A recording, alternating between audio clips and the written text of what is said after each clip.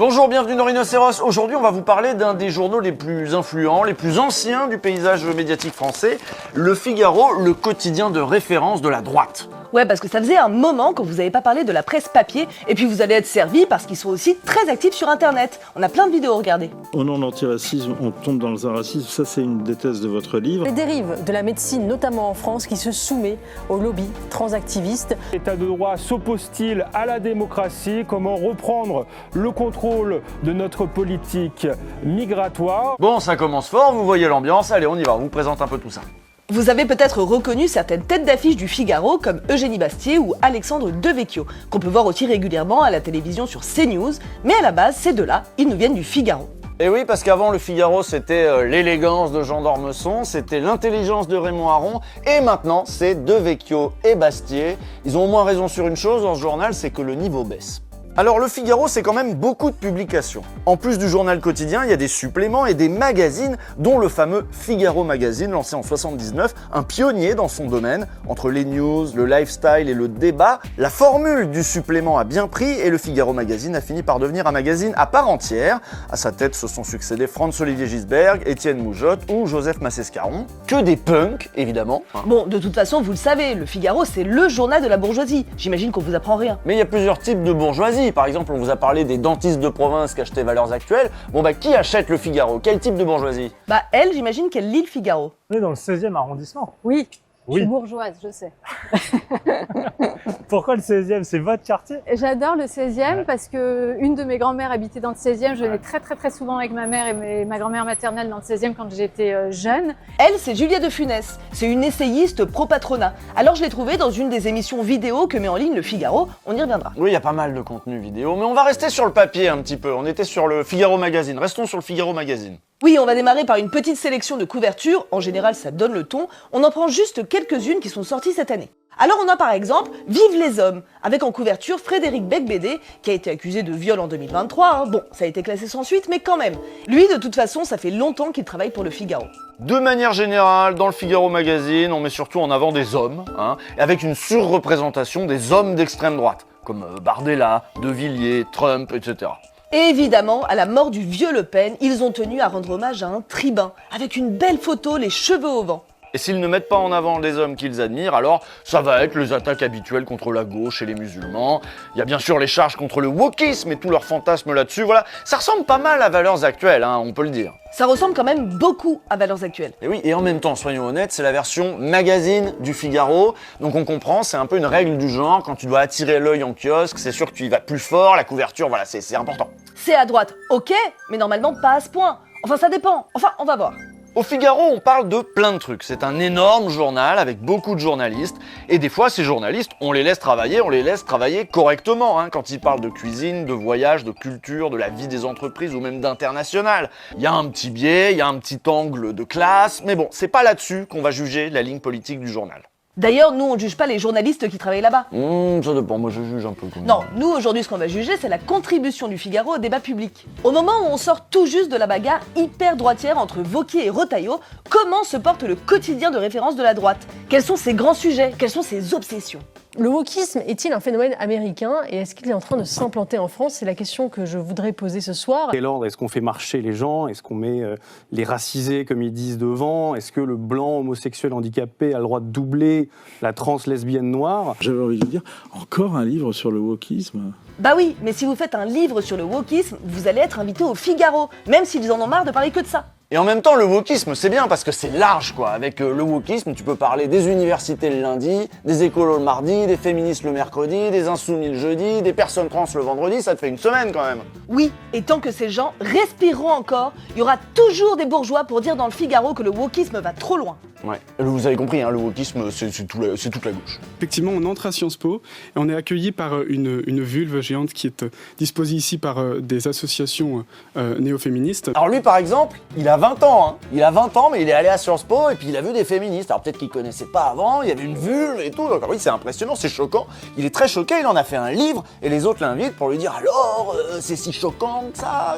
Est-ce qu'elles ont vraiment les cheveux bleus? C'était quoi cette vulve? Racontez-nous. Nous aussi, on veut être choqués avec vous, là. On veut choquer nos téléspectateurs, faut que tout le monde soit choqué. Bon, la presse bourgeoise a toujours fait ça. Mais là, il y a deux trucs nouveaux. L'influence du Trumpisme et la force de frappe des réseaux sociaux. S'il y a bien un truc que les politologues à la petite semaine du Figaro ont retenu du dernier scrutin aux US, c'est que Trump a gagné sur les paniques morales. Sur la panique woke en particulier. Il n'a cessé de calomnier ses adversaires en passant d'une panique morale à l'autre et avec les réseaux sociaux pour amplifier le tout. C'est ça qui a pris une place monstre dans la campagne. Bon bah vous voyez bien que chez nous maintenant, tout le monde veut faire pareil. Est-ce que vous avez vu la polémique sur le comté? On en a parlé partout. C'était terrible ça. Bah oui, parce que les écolos veulent interdire le comté. Marine Tondelier, elle veut vous retirer le fromage de la bouche. À Sainte-Soline, les plus radicaux traverseront-ils le Doubs, le Jura ou l'Ain pour traquer les caves d'affinage? Le comté merveille du Moyen-Âge, cauchemar vert du 21e siècle. En fait, tout est parti d'une intervention de Pierre Rigaud dans La Terre au carré sur France Inter. Il parlait des effets qu'avaient sur l'environnement les unités de production de comté, en l'occurrence. Oui, mais Pierre Rigaud n'est même pas militant, n'est même pas encarté au parti Les Écologistes. Mais dans le Figaro, le titre, c'était « Les écologistes veulent interdire le comté ». Et ils en ont fait un article entier. Et évidemment, c'est cet article qui a été repris de partout. Donc ça, c'est un exemple récent. Mais on voit bien le rôle actif qu'a le Figaro dans la circulation de ces paniques morales, voire même leur création. Et ça, c'était pas dans le Figaro Magazine, hein, c'était dans le Figaro, le quotidien. Alors, qu'est-ce qui les différencie maintenant de CNews, du JDD, de Valeurs Actuelles? C'est compliqué à dire. Le ton, peut-être? Oui, c'est pas plus mesuré, mais c'est dit moins vulgairement. Est-ce qu'il y a une forme de porosité aujourd'hui entre les frères musulmans et le wokisme qu'on peut voir dans certaines universités en France? Le terme d'islamo-gauchisme a tout à fait son sens puisqu'il désigne parfaitement cette tendance à faire une alliance entre l'extrême gauche et non pas les musulmans mais les islamistes. En fait, c'est assez marrant quand on se penche sur ce que produit le Figaro parce que clairement, le journal veut se positionner comme un média sérieux, un média qui parle aux élites et donc qui donne de la place aux intellectuels de la droite. Mais le problème, c'est que les intellectuels de la droite, ces jours-ci, c'est pas folichon, il n'y a pas grand monde, il n'y a pas grand-chose. On se retrouve donc souvent avec quelques semi-habiles qui écrivent des essais, même s'ils ont 20 ans, ou à l'inverse, de vieilles gloires qui se sont éloignés de leur domaine de compétences pour dénoncer les dérives de la gauche, une gauche qu'ils ont bien connue quand ils étaient jeunes. Ça doit pas être facile d'animer ces discussions, n'empêche, parce que vraiment, les intellectuels de droite, on peut se le dire, c'est plus que c'était. À l'époque où il fallait dénoncer les crimes de Staline, les famines de Mao ou le goulag, les intellectuels de droite, ils avaient des choses à dire, et pas toujours des conneries, ça pouvait donner des Raymond Aron. Mais maintenant qu'être de droite, c'est célébrer Donald Trump, défendre le génocide à Gaza, la guerre de civilisation et chier sur les wokistes, c'est sûr, ça va pas attirer les profils les plus brillants de notre époque, et fatalement, ça donne ce qu'on voit dans le Figaro, quoi. La France est la patrie des intellectuels. Dans notre pays, plus que dans aucun autre pays du monde, ils mènent le débat public, ils influencent l'actualité, ils pétitionnent, ils manifestent, ils mènent le combat culturel. Oui, parce qu'il n'y a pas que sur le fromage ou sur le comté qu'on est les meilleurs du monde. Il y a aussi en intellectuel, on éclate tous les autres pays. Oui, alors attention par contre, c'est contre-intuitif, mais au Figaro, on serait plutôt pour qu'on interdise les intellectuels, d'ailleurs. Va falloir qu'on fasse un choix, ou le fromage, ou les intellectuels. 2027 sera crucial. Comment la culture, l'intelligence peuvent-ils mener au sectarisme, à la radicalité? Y a-t-il une bêtise de l'intelligence? Et qu'en est-il aujourd'hui? A-t-on encore besoin des intellectuels dans un monde où les réseaux sociaux font la loi?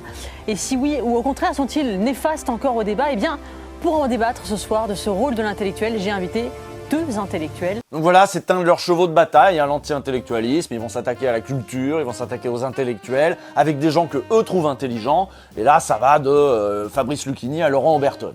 Tenez par exemple, Samuel Fitoussi, qui d'ailleurs travaille lui aussi pour le Figaro, Eugénie Bastier, elle considère que c'est un intellectuel. Et elle l'invite parce qu'il a écrit un bouquin pour expliquer que les gens intelligents sont à gauche. Et c'est un problème. Pourquoi les intellectuels, les gens les plus cultivés, les plus intelligents, ont souvent fait des choix idéologiques désastreux. Vous essayez de comprendre pourquoi. Oui, pourquoi? Pourquoi les universités? Pourquoi les intellectuels sont pas plus de droite? On se demande. C'est tellement intéressant d'aller parler avec Eugénie Bastier du wokisme. Merde. On a regardé la production audiovisuelle de ces 2 derniers mois de la chaîne YouTube du Figaro.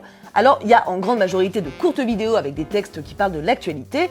Là, évidemment, l'actu, c'était le pape. Donc, ils étaient à donf, c'est pas étonnant. Mais c'est pas leurs petites capsules pure news qui sont intéressantes de toute façon. Évidemment, ce sont leurs plateaux. C'est là où on s'adonne à l'art délicat de la conversation affectée. C'est là qu'on va jouer à s'effrayer du wokisme en citant Orwell, 1984. Oh, George Orwell, au secours, ils sont devenus fous. C'est là qu'on va citer Camus et dire oui, mais vous savez, mal nommer les choses, c'est ajouter au malheur du monde, n'est-ce pas?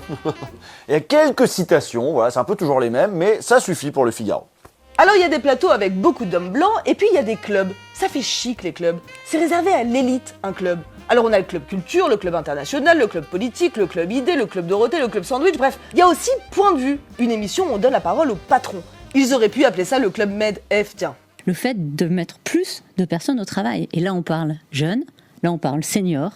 C'est comment faire en sorte qu'il y ait justement plus de Français qui sont au travail, en âge de travail bien sûr, et en mesure de travailler. Ça, vous avez dû être ravi, le Premier ministre l'a souligné hier, on ne travaille pas assez en France alors. Économiquement, je vous surprendrai pas en vous disant que le journal défend une ligne très libérale, très pro-patronale. Quand ils invitent des experts, c'est forcément Nicolas Bouzou ou Agnès Vollière de Taulier. Bref, des gens qui vont vous dire qu'il faut laisser faire les riches et que tout est de la faute de ces salauds de pauvres et de chômeurs qui veulent pas travailler. Enfin bon, vous connaissez.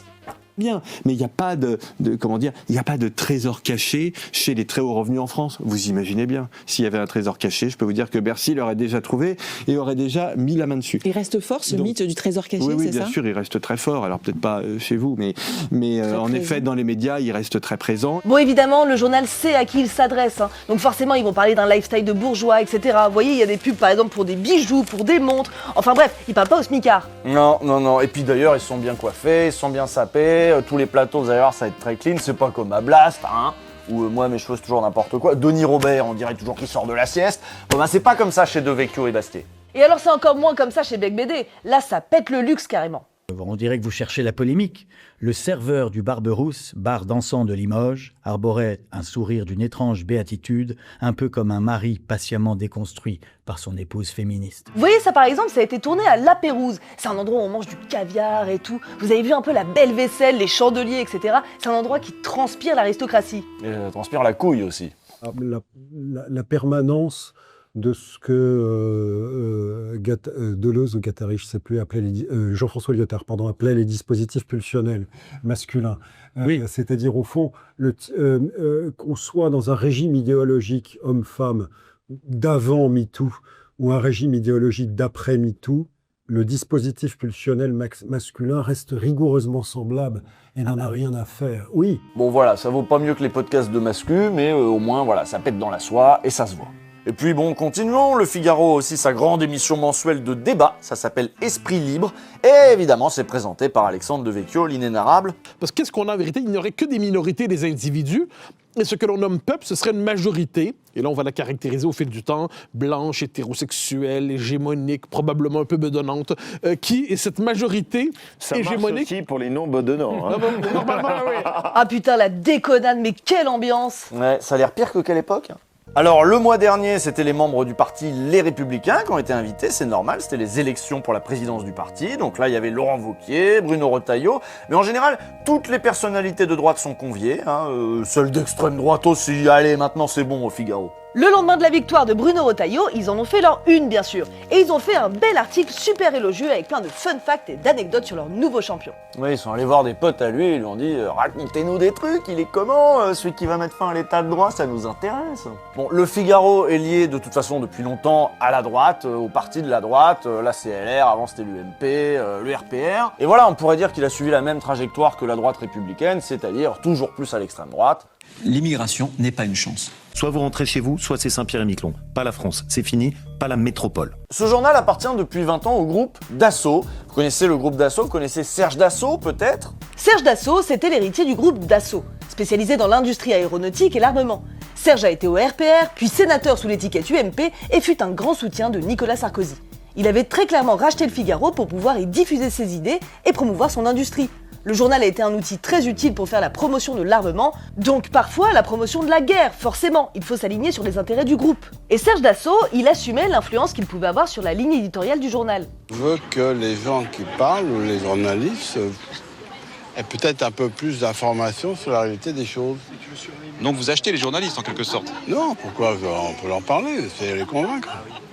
Mais si vous n'y arrivez pas sans être propriétaire du groupe de presse, là vous essayez d'y arriver en étant propriétaire. Bon, en n'étant pas propriétaire du groupe de presse, on ne peut rien faire. Bon, il ne faut pas se dire qu'on fera quelque chose en étant propriétaire, parce que c'est très bien que les ventes sont difficiles. Voici ce qu'on pouvait lire dans Libération à la mort de Serge Dassault en 2018. Serge Dassault ne se privait pas de prendre la plume pour dire ce qu'il pensait. Au nom de l'indépendance éditoriale des rédactions, la chose serait inimaginable dans bien d'autres médias. Au Figaro, c'était un rituel de début d'année, à l'occasion des vœux du propriétaire. L'occasion à chaque fois de s'emporter contre l'impôt sur la fortune, les 35 heures, l'âge de départ à la retraite, le nombre de fonctionnaires, les syndicats, tout ça nous fait chier. Yves Tréhard, le directeur adjoint de la rédaction du Figaro, a travaillé sous Serge Dassault pour le journal et lui disait que oui, ça allait très bien, il y avait beaucoup d'indépendance, pas de souci. Serge Dassault était un homme de conviction, un homme qui avait des idées, mais il faut absolument pas penser que c'était le rédacteur en chef du journal. C'est pas le rédacteur en chef du journal. Le directeur de la rédaction s'appelle Alexis Brézet. Alexis Brézet, évidemment, on avait tous des comptes, Alexis le premier, à rendre à l'actionnaire, mais c'est jamais lui qui nous disait il faut faire ci, il faut faire ça, pas du tout. On a beaucoup parlé de Bastier, de Vecchio, Becbédé, mais Yves Tréhard, c'est un personnage important du Figaro. D'ailleurs, maintenant, il a son émission régulière sur BFM, et voici comment il parlait d'Éric Zemmour. Vous allez voir, il défend Éric Zemmour aussi. Zemmour, c'est jamais ce qu'il a dit. Il ne s'en prend pas aux Arabes parce que... Vous rigolez ou quoi? Arabes. Il a été condamné. Hein. Il s'en prend aux Arabes parce qu'il dit que ce sont des voleurs. On vous l'a dit, le Figaro, c'est plein de journalistes et tout, mais ce qui est important, c'est de regarder la direction. Et la direction, c'est des mecs comme Yves Tréhard. Et d'ailleurs, au Figaro, contrairement à ce qui se passe dans d'autres journaux, c'est l'actionnaire qui choisit directement le directeur de la rédaction. Depuis 2012, le directeur de la rédaction, c'est Alexis Brézet. C'est un ancien de Valeurs Actuelles. Il est parti sur une ligne très identitaire. C'est lui qui a lancé le Figaro Vox, le pôle vidéo du Figaro. Et en effet, le ton là-bas est plus radical encore que dans le journal papier. Bon, vous l'avez compris, le Figaro, c'est le journal de la classe possédante. Donc, c'est l'actionnaire qui va choisir la ligne éditoriale du journal. Et le Figaro a eu plusieurs propriétaires. Et certains étaient carrément des gros fachos. Et il y en a eu pas mal des propriétaires depuis 1826. Au tout début, le Figaro, c'était un journal littéraire royaliste, mais avec des discours satiriques qui s'opposaient aux ultra-royalistes. Ça, c'est l'origin story. Alors c'est intéressant en fait parce que ça résume pas mal ce qu'a été souvent le journal, c'est-à-dire un truc de droite, mais qui a parfois su poser des limites. Pendant l'affaire Dreyfus, le journal était dirigé par un homme convaincu de l'innocence de Dreyfus. Zola a publié dans le Figaro à ce moment-là. En 1922, par contre, le riche parfumeur François Coty rachète des parts et devient actionnaire majoritaire. Coty, c'est un xénophobe, anticommuniste et admirateur de Mussolini. Durant cette période, il influence le Figaro, qui était de droite modérée, et lance des campagnes d'extrême droite contre le communisme, contre les impôts et contre les parlementaires. Et les ventes du Figaro, qui avaient plutôt monté au moment où François Coty, qui modernise l'appareil de production, se saisit de ce journal, elles ont profondément baissé parce que le lectorat du Figaro n'était pas du tout un lectorat d'extrême droite, c'était un lectorat conservateur, mais ce journal était resté très prudent par exemple pendant l'affaire Dreyfus. Peut-être pas d'extrême droite, hein, mais le Figaro a quand même soutenu le pétinisme, le franquisme. Bon, le nazisme, ils ont dit non, là c'est trop, bravo, franchement. C'est à la Libération que le Figaro va prendre la ligne éditoriale conservatrice et libérale que l'on connaît. La position du journal a toujours été contre les mouvements de gauche, très anticommuniste. Le Figaro s'est opposé à tous les mouvements d'émancipation, de résistance, de la Commune de Paris à mai 68. Mais il était vu comme plutôt gaulliste et républicain. Durant la période des décolonisations, les colons espèrent un soutien total du Figaro. Mais les journalistes vont faire des enquêtes et dénoncer le racisme, l'exploitation coloniale, ce qui va rapprocher le journal des positions de certains gaullistes. Le lectorat n'a pas forcément apprécié. En 1975, le journal a été racheté par Robert Hersant, l'ancien collabo qui avait plein de titres de presse. On vous renvoie à l'épisode entier qu'on a fait sur Robert Hersant. Robert Hersant qui, comme Serge Dassault, a fait de la politique, s'est lancé en politique, et pour ça, le Figaro lui a été très utile. Bon, vous l'aurez compris, le journal est très lié à l'histoire de la droite française, mais surtout à l'histoire de la bourgeoisie française. Donc évidemment, l'extrême droitisation du Figaro en ce moment, là, bon bah faut voir ça comme un symptôme.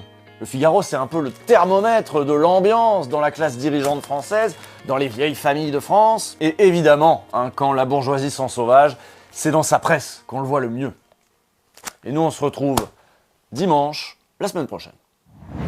Et si vous voulez nous soutenir, maintenant, il n'y a pas que les dons. Blast fait une levée de fonds pour que vous puissiez devenir sociétaire de Blast. C'est-à-dire que vous preniez des parts dans la boîte, qui est une société mixte, je sais pas quoi. Allez voir sur le site, ça prend 5 minutes. Mais pour 5 €, vous pouvez obtenir une voix dans Blast. Si vous prenez 1000 parts Vous aurez une voix dans Blast d'ailleurs, mais donc allez le faire quoi, comme ça. Mais ouais. n'hésitez pas, c'est Bah non. défiscalisé en plus. Il paraît, ouais, on m'a dit ça.